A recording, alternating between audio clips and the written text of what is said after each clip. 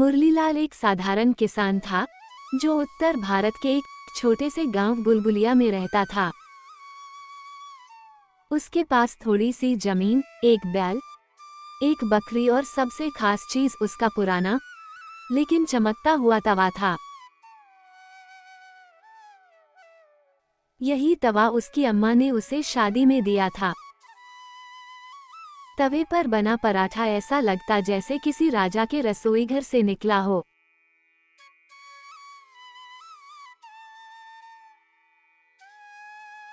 गांव के लोग कहते थे, भाई मुरलीलाल के घर का तवा कुछ जादुई है। मुरलीलाल इसे मजाक समझता था, लेकिन उसे भी लगता था कि ये तवा साधारण नहीं है।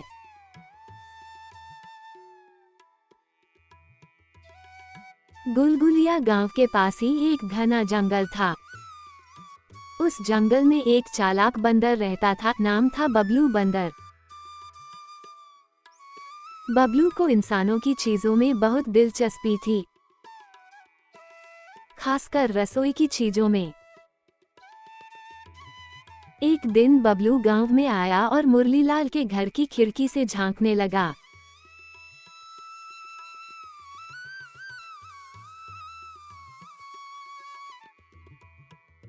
तभी उसकी नजर तवे पर पड़ी। तवा चमचमा रहा था जैसे किसी राजकुमार की तलवार हो।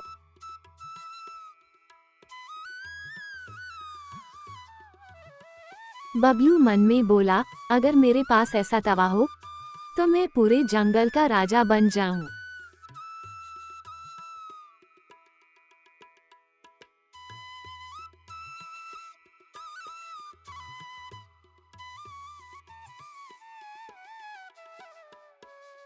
रात होते ही बबलू चुपके से मुरलीलाल के घर में घुसा और तवा चुराकर भाग गया।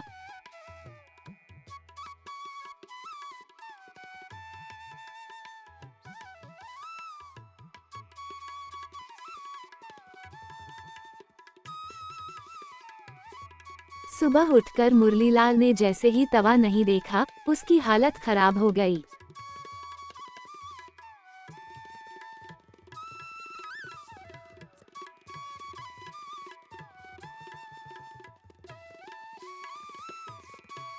अरे रे, मेरी अम्मा का दिया तवा कौन ले गया? वो पूरे गांव में चिल्लाया, लेकिन कोई सुराग नहीं मिला।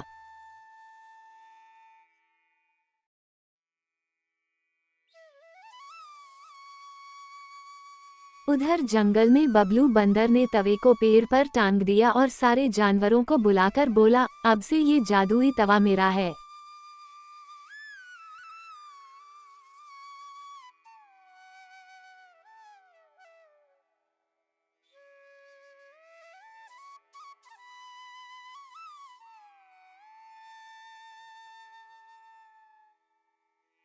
जो मुझे केले, अमरूद और आम लाकर देगा, उसे तवे की रोटी मिलेगी।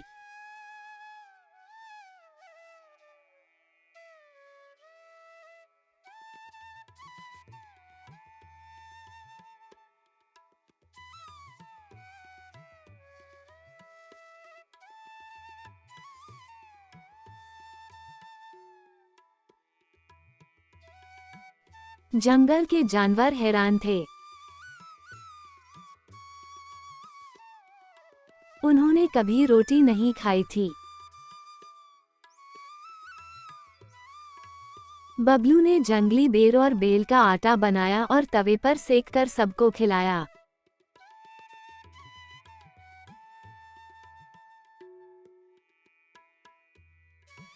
सबने मिलकर कहा, राजा बबलू की जय।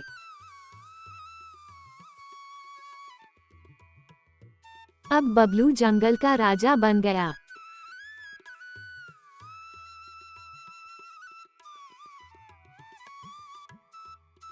मुरलीलाल हार मानने वालों में से नहीं था। उसने तय किया कि वो जंगल में जाकर अपना तवा वापस लाएगा।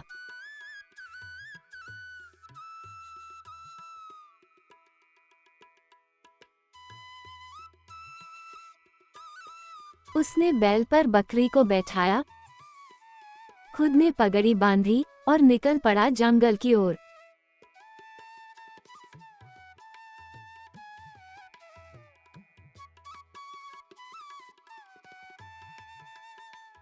जंगल में पहुंचते ही एक तोता मिला। तोते ने पूछा, कहाँ जा रहे हो किसान भाई? मुरलीलाल ने कहा, बंदर मेरा तवा चुरा ले गया है, उसी की खोज में आया हूँ।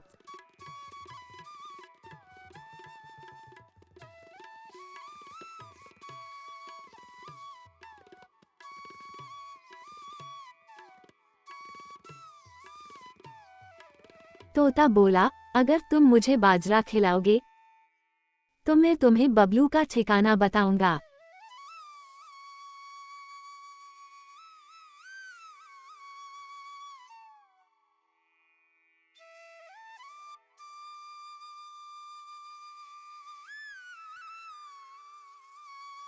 मुरलीलाल ने अपनी जेब से मुट्ठी भर बाजरा निकालकर तोते को दिया।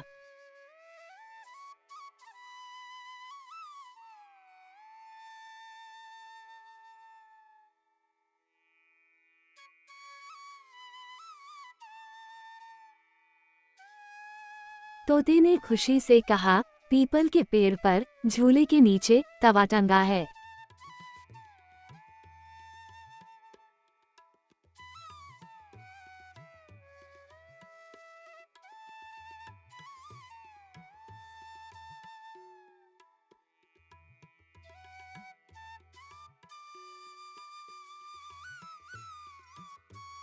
मुरलीलाल सीधा पहुंचा पीपल के पेड़ के नीचे, लेकिन बबलू बहुत चालाक था। उसने पेड़ के चारों ओर कांटों की बाड़ लगा दी थी और ऊपर से आम की गुठलियों की बारिश कर दी।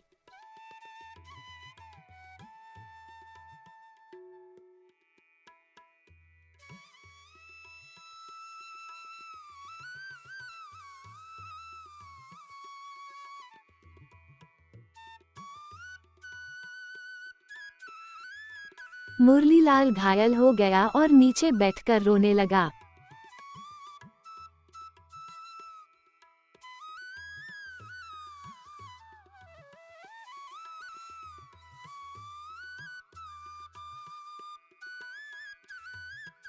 तभी वहां बकरी आई और बोली,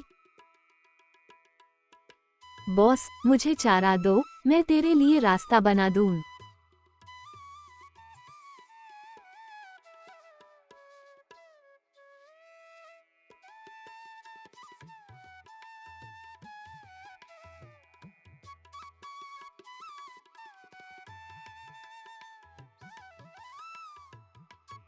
मुरलीलाल ने अपने थैले से सूखी रोटी निकाली। बकरी ने खाए और सींग से कांटों की बाड़ हटाने लगी।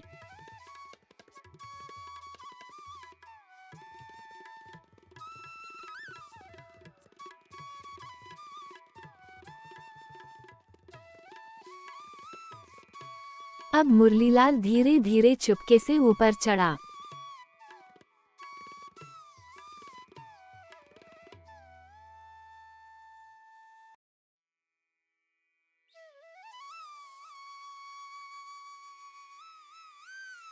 पेड़ के ऊपर बबलू सो रहा था।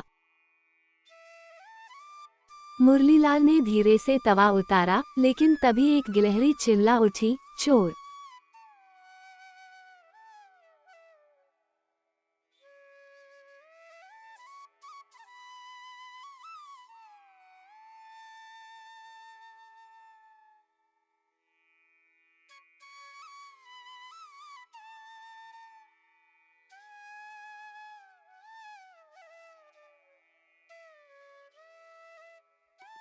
चोर। बबलू जागा, लेकिन देर हो चुकी थी।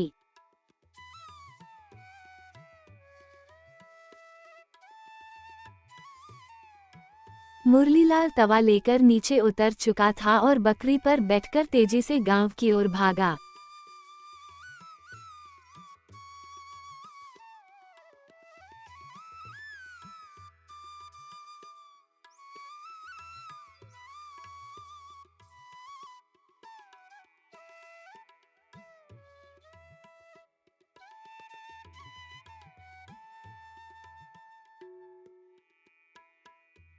बबलू चिल्लाया, रुको, ये तवा मेरा है।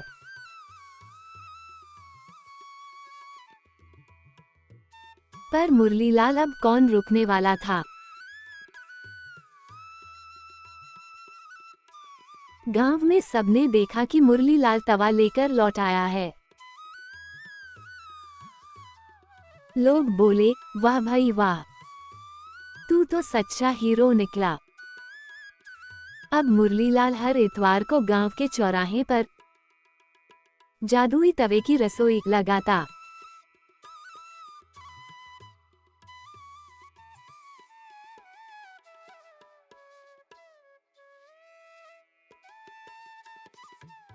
बच्चे, बूढ़े, जवान सब उसके पराठों के दीवाने हो गए।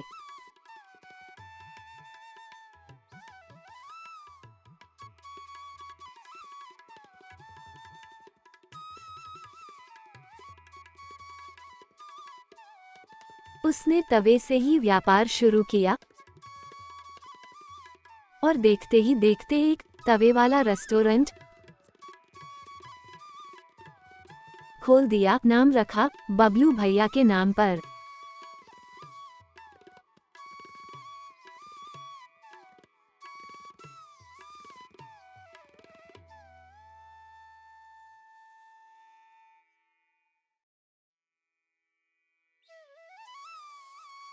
बबलू बंदर भी अब सुधर चुका था।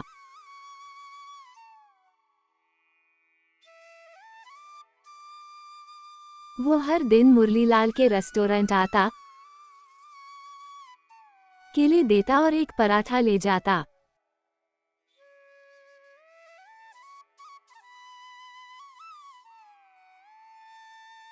मुरलीलाल का नाम अब दूर दूर तक फैल चुका था।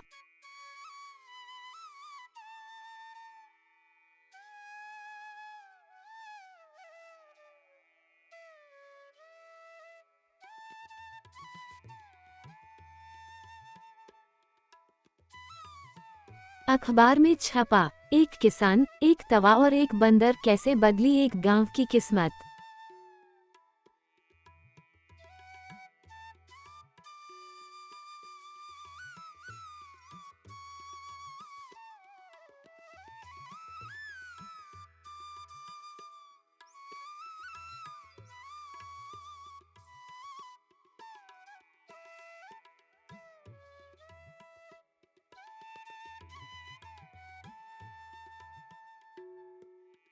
सरकार ने मुरलीलाल को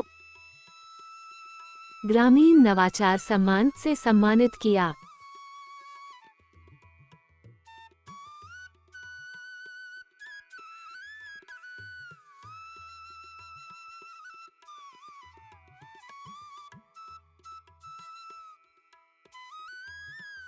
गांव वाले गर्व से कहते, हमारे मुरलीलाल जैसा कोई नहीं।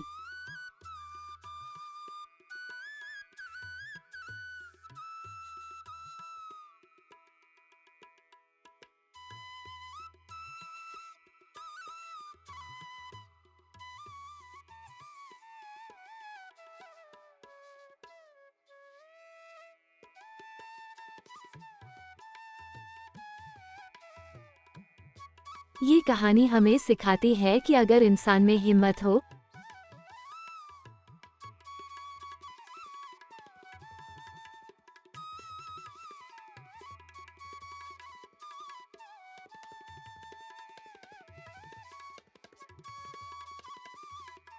समझदारी हो और थोड़ा सा भी मजा लेने का हुनर हो,